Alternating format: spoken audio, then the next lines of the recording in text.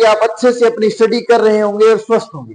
तो इतिहास की श्रेणी में एक कदम और आगे ले चलता हूं आपको।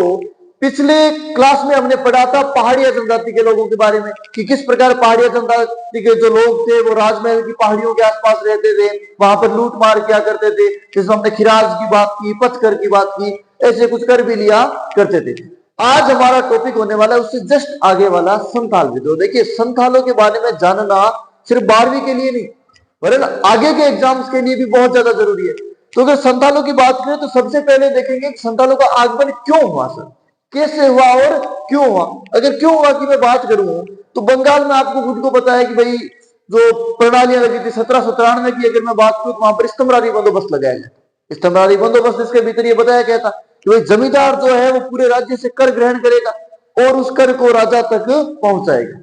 ये सिस्टम था स्तंभरारी बंदोबस्त में। अब मतलब सर पूरा का पूरा दारोमदार किस पर है, जमींदार पर, कि जमींदार कैसे भी करके कर इकट्ठा करे।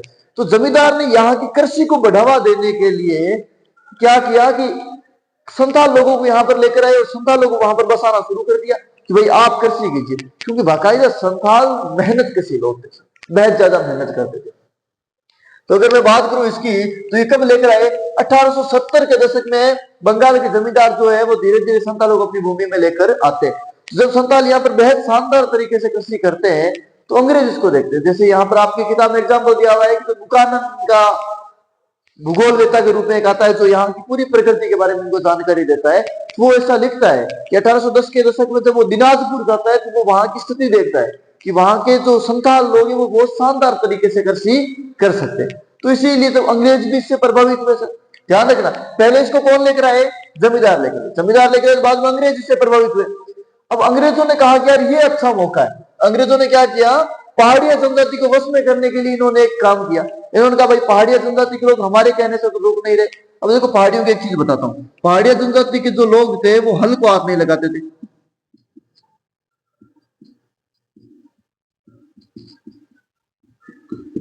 ठीक है सर, एक तो ये विशेषता होगी सर, वो प्रकृति पूजक थे सर, प्रकृति को पूजते थे। मतलब सर, मतलब उन्होंने कहा ना भाई जंगल नहीं काटेंगे।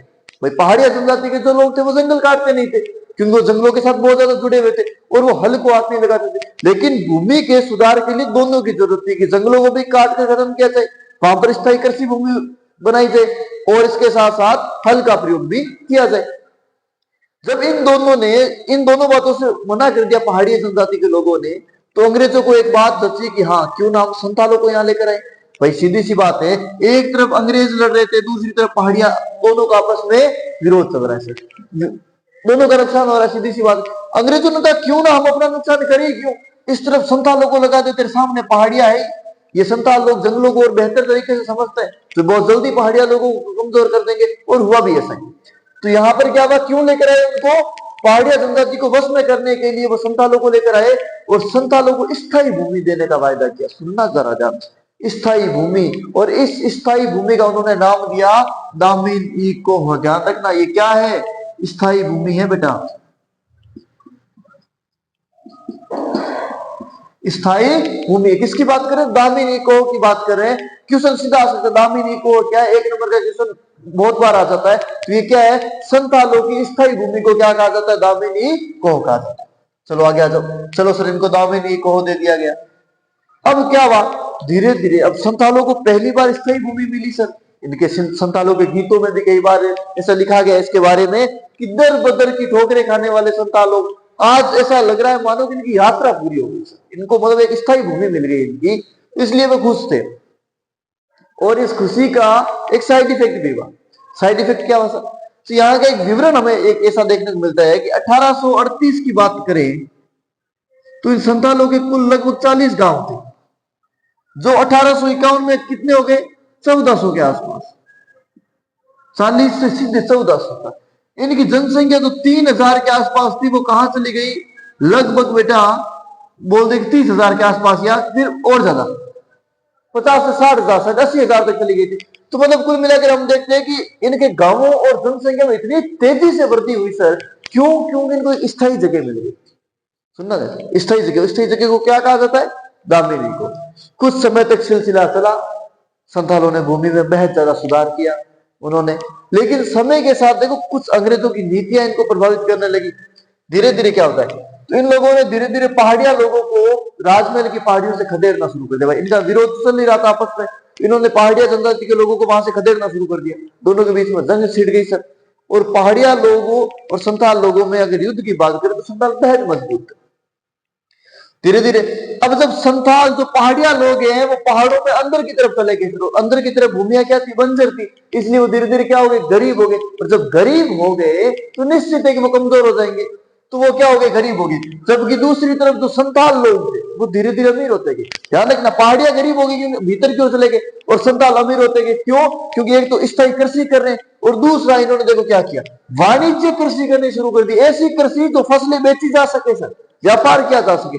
और यहाँ के साहूकारी व्यापार मतलब साहूकारों के साथ लेन देन शुरू कर दिया था इन्होंने। तो संथालों की मजबूती के कारण क्या थे, तो ये एक तो मेहनत कृषि लोग थे, हल से कृषि करते थे, जंगलों को काट कर स्थायी भूमि का निर्माण करते थे। धीरे धीरे इन्होंने वाणिज्य कृषि की स्थापना की और बाद में इन्होंने साहूकारों के साथ लेन देन भी शुरू कर दिया। आप इसको एज इट इज नोट्स बना सकते हैं।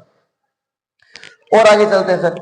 अब धीरे धीरे क्या हुआ, संथालों को ये तो ठीक है, लेकिन एक है ना कि लोग जब आदमी स्वतंत्र घूमता है ना, अचानक जब उसको बांध दिया जाए एक बार तो उसको बेहतर लगता है, लेकिन धीरे धीरे उसको समझ आता है कि ना गड़बड़ तो हुई है। जैसे जैसे हम जैसे सपोज करो घर में रहते हैं, तो घर में रहते हैं तो हमें ऐसा लगता है कि मतलब अमूमन जिस उम्र में आप है या हम है तो उस उम्र में एक चीज लगती है, घर में बंधे वैसे फील होते हैं। हमें ऐसा लगता है कि बाहर जाते तो आजादी होगी सर, सही है। लेकिन वास्तविकता कुछ अलग है। शुरू शुरू में अगर आप बाहर जाओगे तो वास्तव में एक बार तो हम बहुत खुश होंगे कि यार अब हम आजाद हैं, लेकिन उसके बाद एक समय ऐसा आएगा जिस समय वापस घर बेहतर लगेगा। एक किसी कवि का एक शेर भी है कि शुरू शुरू में ना कि जब आप धीरे धीरे जब शुरू शुरू में बाहर जाते हो तो एक हर एक मंजर आपको अच्छा लगता है। सुना होगा शायद ओलिया का, मुझे नहीं पता किसका है, तो ऐसा है कि शुरू शुरू में हर एक मंजर अच्छा लगता है, कुछ दिन जब बाहर भटके तो फिर घर ही अच्छा लगता है। तो वास्तव में ऐसा होता है, इनके साथ भी कुछ ऐसा ही बात। भाई खुले घूमने वाले लोग थे, अचानक इनको बांध दिया गया। अब बांधा गया तो फिर कैसे ही रुकेंगे। 1850 आते आते इनको खुद को लगा कि चलो दामिनी को तो इन्होंने हमें दे दिया सर, लेकिन अब हमें स्वायत्त होना चाहिए, मतलब स्वशासन, अपना नियंत्रण रहे। एक्चुअल में हुआ क्या था यहाँ पर, भाई इनको भूमि तो दे दी गई थी, लेकिन धीरे धीरे क्या हुआ, इन्होंने जो भूमि में सुधार किया था उस पर अधिक कर, ध्यान रखना, भूमि पर क्या लगाने लग गए अंग्रेज, कर लगाने लग गए सर, भारी कर।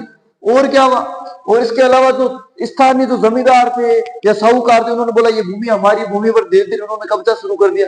तब जाकर इनको महसूस हुआ कि वास्तव में हमारा उपयोग आप क्या यूज करिए। तो इन्हें समझ आ गया कि भाई व्यापार का यूज हुए, दोस्तों भूमि सुधार दी, अब व्यापार वापस छीन ले।